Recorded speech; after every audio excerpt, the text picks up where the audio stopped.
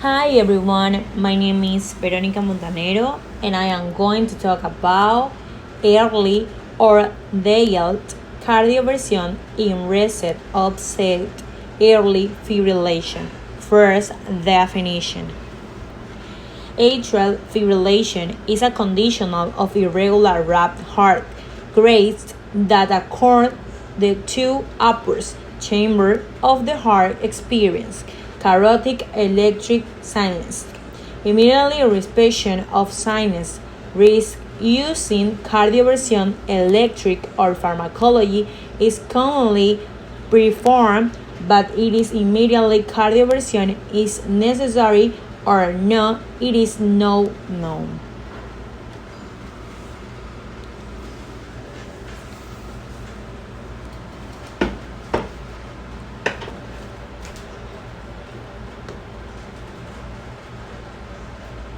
Dr. Hanna, what's your feeling about cardioversion and nodal ablation?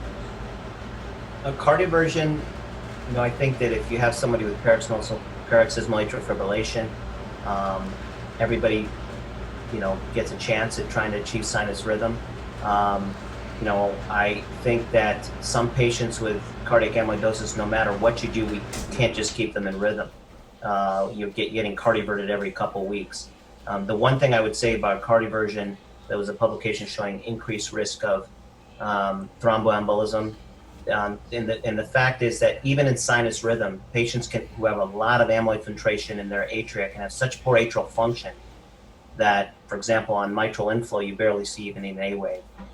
There's been documented that you can have atrial thrombus in normal sinus rhythm, or for example, when they're in AFib and you have them adequately anticoagulated for a period of months, well above what you would consider needed, that you wouldn't need a TE anymore. We're now recommending that patients get TE even if they're adequately anticoagulated, because there's a percentage will still have persistent atrial thrombus.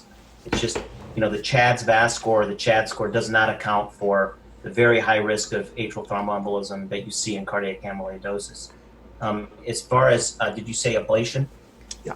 Yeah. So as far as ablation, atrial fibrillation, we actually looked at that at our institution at atrial fibrillation ablation. The kind of the consensus before we started doing that was, look, the likelihood of this being successful is very low. There's a lot of amyloid, there's a lot of scarring. And so we're going to be putting people through a procedure that's likely not going to work. And one of our EP fellows actually looked at our patients who underwent atrial fibrillation and then propensity matched in 3-to-1 with propensity matched patients with AFib who did not get atrial fibrillation, and actually showed that they had significant reduction in atrial fibrillation burden and actually a mortality benefit. Now that's a very hypothesis generating publication study, but I think in my typical elderly patients who had long-standing AFib, and they're very advanced, I don't feel that in general I wouldn't pursue an atrial fibrillation ablation.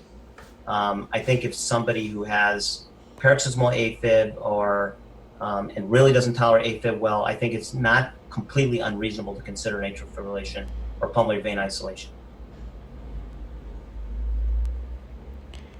Application in medicine. Atrial fibrillation is one of the most common arrhythmia affecting around 2.3 million adults. Men, especially those of white age are more likely to develop atrial fibrillation than women and the individual of black age. The prevalence increase with age, and almost 10% of the people plus age years are affected. The most common cause of atrial fibrillation are hypertension, coronary heart disease, cardiopathies.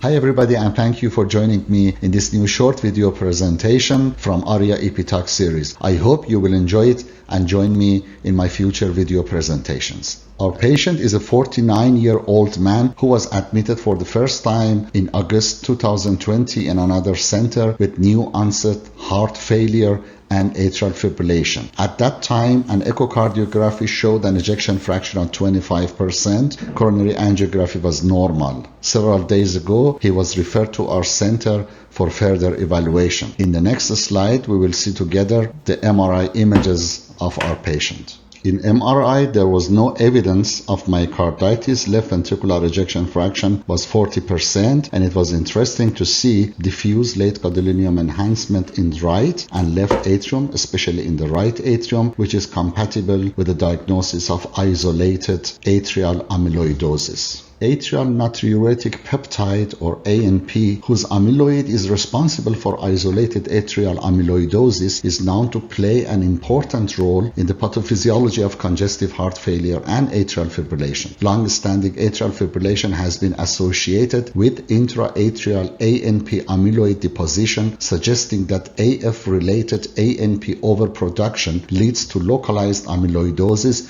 which in turn augments conduction heterogeneity, helping to perpetuate atrial fibrillation and thereby stimulating further ANP production. Last but not least, I would like to introduce this study in which the myocardium of the right and left atrial appendages in 64 patients with paroxysmal, persistent, and permanent forms of atrial fibrillation were examined by histological methods and electron microscopy. Based on type of AF, isolated atrial amyloidosis was detected in 50 to 56% of the patients in the left atrial appendage and in 45 to 55% of the patients in the right atrial appendage. In all cases, immunohistochemistry revealed atrial natriuretic peptide in fibrillary amyloid deposits.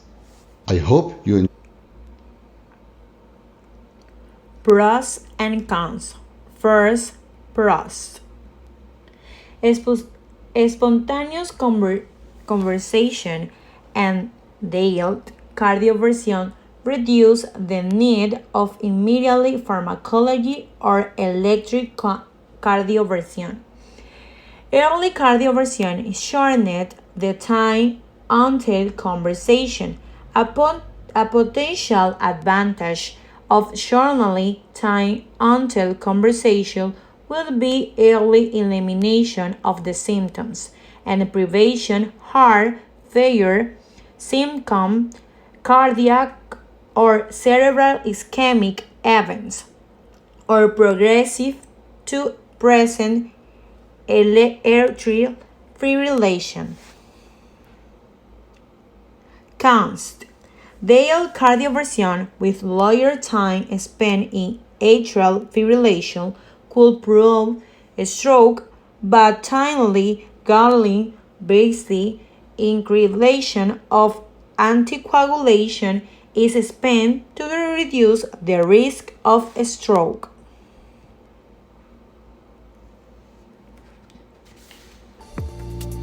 Electricity.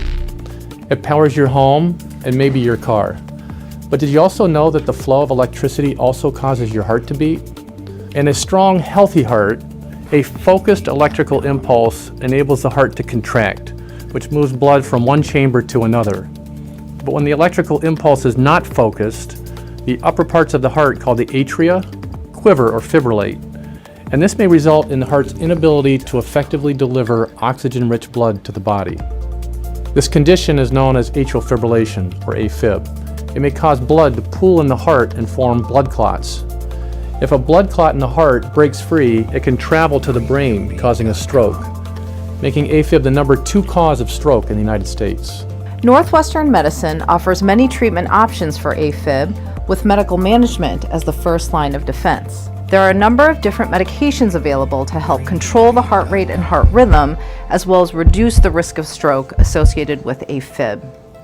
If the condition persists, catheter ablation is a non-surgical procedure used to create scar patterns on the inside of the heart to focus the irregular flow of electricity that is causing the AFib.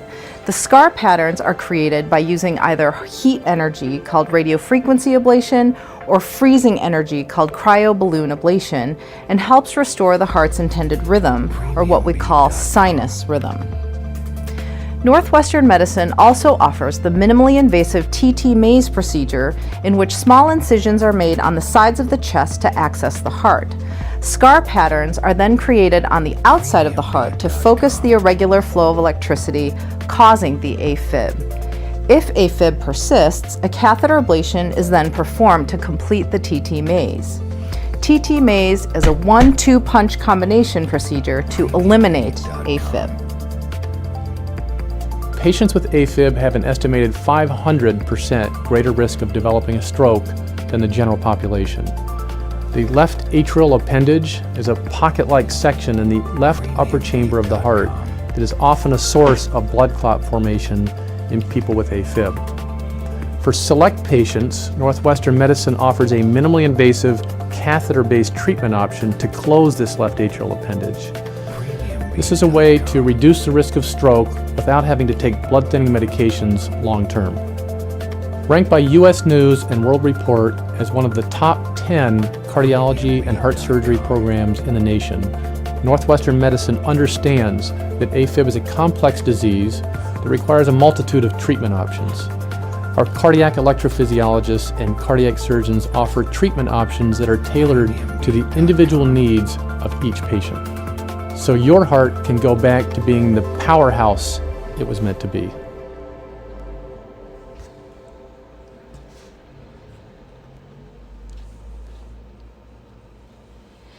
Issues apply in Ecuador. Prevalence of AF in older Americans living in rural Ecuador is low, both racially determined short stature and frequently diet oil fish intake might explain the low prevalence of AF in this rural standing.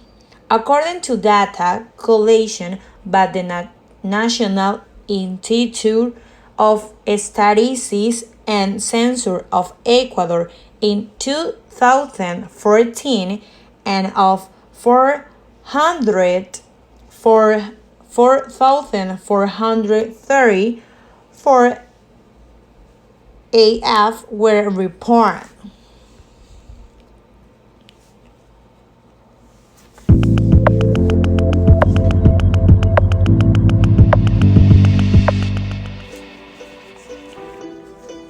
An arrhythmia is a problem with the speed or rhythm of the heartbeat. Atrial fibrillation, AF, is the most common type of arrhythmia. The cause is a disorder in the heart's electrical system. Often, people who have AF may not even feel symptoms. But you may feel palpitations, an abnormal rapid heartbeat, shortness of breath, weakness or difficulty exercising, chest pain,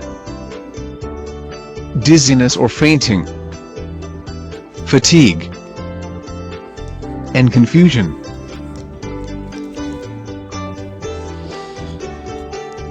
AF can lead to an increased risk of stroke. In many patients, it can also cause chest pain, heart attack, or heart failure. Doctors diagnose AF using family and medical history, a physical exam, and a test called an electrocardiogram, EKG, which looks at the electrical waves your heart makes. Treatments include medicines and procedures to restore normal rhythm.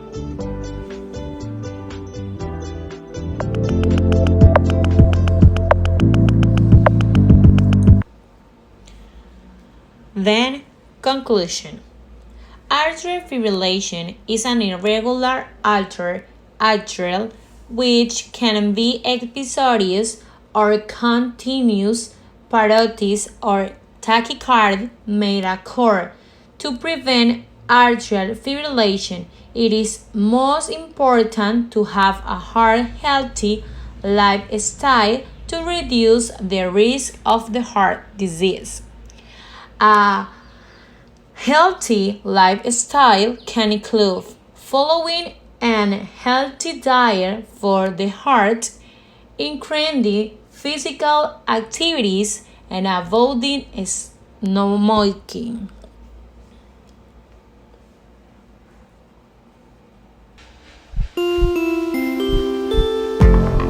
Your heart is a muscle that pumps blood around your body. It's made up of 4 chambers, 2 at the top called the atria, and 2 at the bottom called the ventricles. Your sinus node sends out electrical impulses. Atrial fibrillation, or AF for short, is when other areas of the atria send out electrical impulses too. These irregular impulses cause the atria to twitch. When this happens, blood isn't pumped out effectively, which could cause a blood clot to form. If this clot travels to your brain, it can lead to a stroke. When your heart isn't pumping blood properly, it can lead to symptoms such as tiredness, dizziness, or feeling faint, shortness of breath, or palpitations. How AF affects you will determine the treatment you need. Some people with AF, like Harry, only have mild symptoms or may not experience any symptoms at all. Harry noticed something might not be right when he felt his pulse was irregular and sometimes fast. Harry was at higher risk of AF because of his age and high blood pressure. Those with a heart valve problem are also at a high risk. It's important that Harry avoids further strain on his heart by getting treatment for his AF to reduce his risk of stroke or heart failure. The best course of treatment for Harry was anticoagulant medicine called warfarin to reduce his risk of having a stroke, followed by a cardioversion to try and restore his normal heart rhythm. However, some people may need other treatment, such as ablation or other suitable medication. Thanks to his treatment, Harry's AF is manageable and he can return to work and exercise when he feels ready. For more information on living with atrial fibrillation, visit bhf.org.uk/AFib.